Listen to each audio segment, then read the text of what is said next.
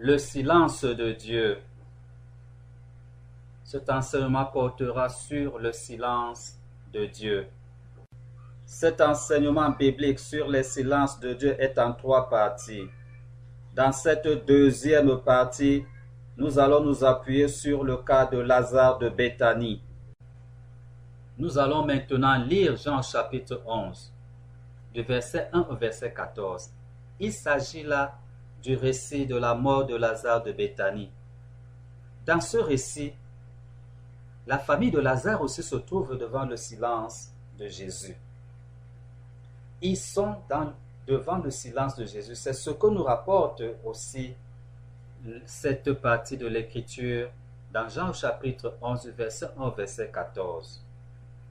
Il est écrit: il y avait un homme malade, Lazare de Béthanie, village de Marie et de Marthe, sa sœur.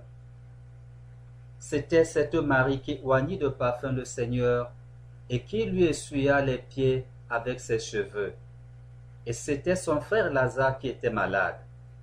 Les sœurs envoyaient dire à Jésus: Seigneur, voici, celui que tu aimes est malade. Arrêtons-nous d'abord à cet endroit.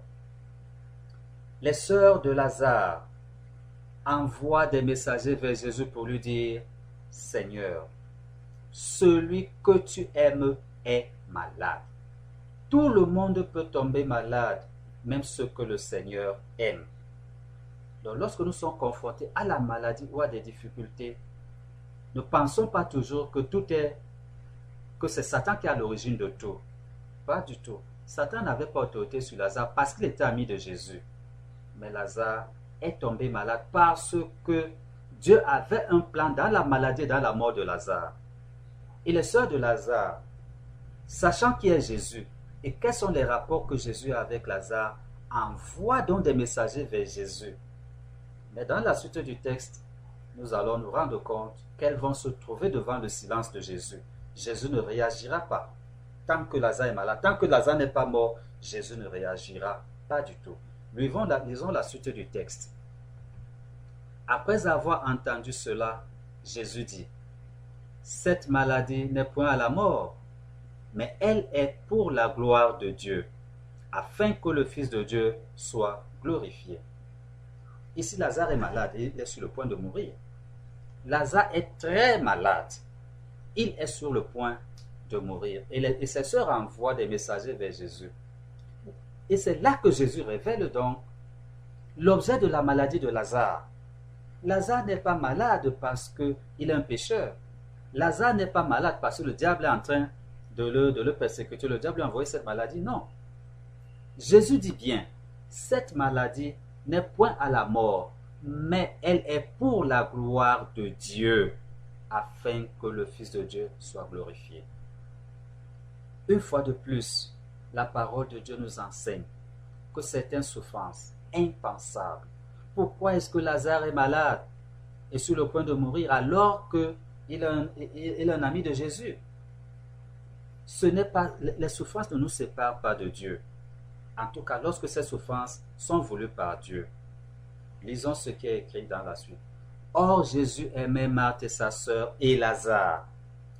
Lors donc qu'il lui a appris que Lazare était malade, il resta 2 jours encore dans le lieu où il était. Et il dit à ses disciples: retournons en Judée. Cette partie de ce récit nous dit que Jésus a bien reçu la nouvelle. Donc lorsque nous prions, Dieu reçoit toujours nos prières. Mais il n'est pas obligé de réagir promptement à l'instant là. Il est écrit: lors donc qu'il eut appris que Lazare était malade, il resta 2 jours encore dans le lieu où il était. Pourquoi Jésus reste encore 2 jours alors qu'il sait que Lazare est malade? Lazare est sur le point de mourir. Ses sœurs sont en détresse parce que Lazare est malade très malade et il risque de mourir. Jésus le sait très bien. Il reçoit la nouvelle, mais seulement, il ne réagit pas. Il les laisse devant son silence. Les disciples de lui dirent, Rabbi, les Juifs tout récemment cherchaient à te lapider, et tu retournes en Judée. Jésus répondit, n'y a-t-il pas 12 heures au jour? Si quelqu'un marche pendant le jour, il ne bronche point, parce qu'il voit la lumière de ce monde. Mais si quelqu'un marche pendant la nuit, il bronche, parce que la lumière n'est pas en lui. Après ces paroles, il leur dit, Lazare, notre ami dort, mais je vais le réveiller. Les disciples lui dirent, Seigneur, s'il dort, il sera guéri. Jésus avait parlé de sa mort, mais il crut qu'il parlait de l'assoupissement du sommeil. Alors Jésus leur dit ouvertement, Lazare est mort. Et à cause de vous, afin que vous croyiez, je me réjouis de ce que je n'étais pas là, mais allons vers lui. Que ce texte est beau pour expliquer les silences de Dieu. Lazare est malade, c'est un ami de Jésus. Jésus lui-même va le redire ici, que Lazare est son ami. Les sœurs de Lazare sont désemparées. Elles sont en train de voir Lazare mourir. Elles envoient quelqu'un vers Jésus. Elles envoient des messagers vers Jésus.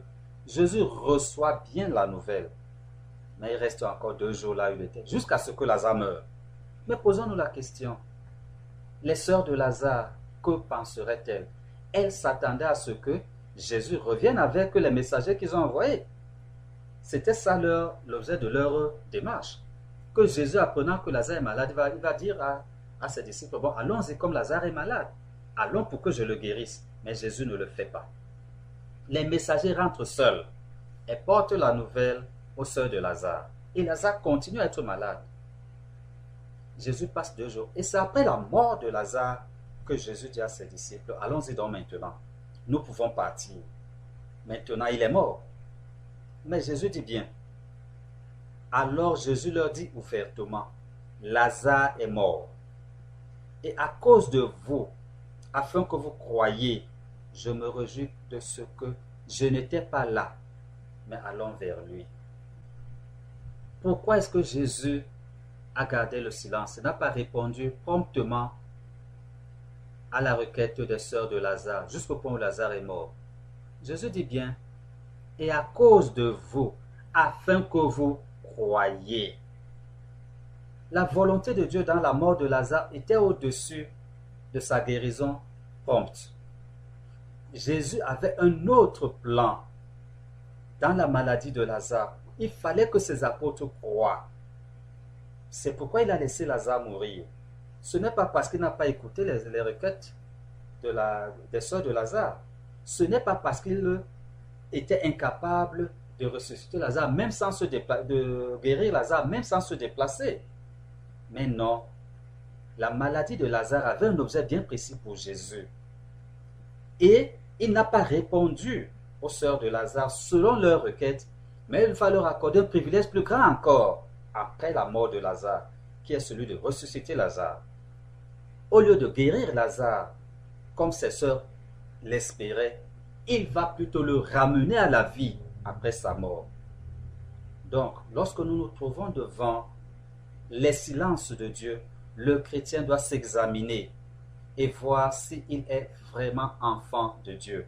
Et s'il est enfant de Dieu et qu'il est convaincu que ces persécutions, ces souffrances, ces maladies ne sont pas parce qu'il est éloigné de Dieu, alors qu'il attend de la manifestation de la gloire de Dieu.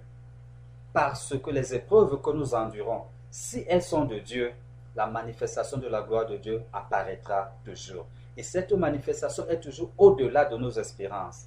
C'est pourquoi Paul dit qu'il se glorifie encore plus dans les outrages, dans les persécutions. Paul le dit parce qu'il sait que lui, il est enfant de Dieu. Il faut que chacun de nous puisse attester qu'il est enfant de Dieu. Il faut chercher Dieu. Il faut essayer de marcher comme il le dit. Le silence de Dieu ne veut pas dire l'abandon de Dieu. Parfois même, il veut dire, il nous prépare encore à des merveilles plus grandes de Dieu.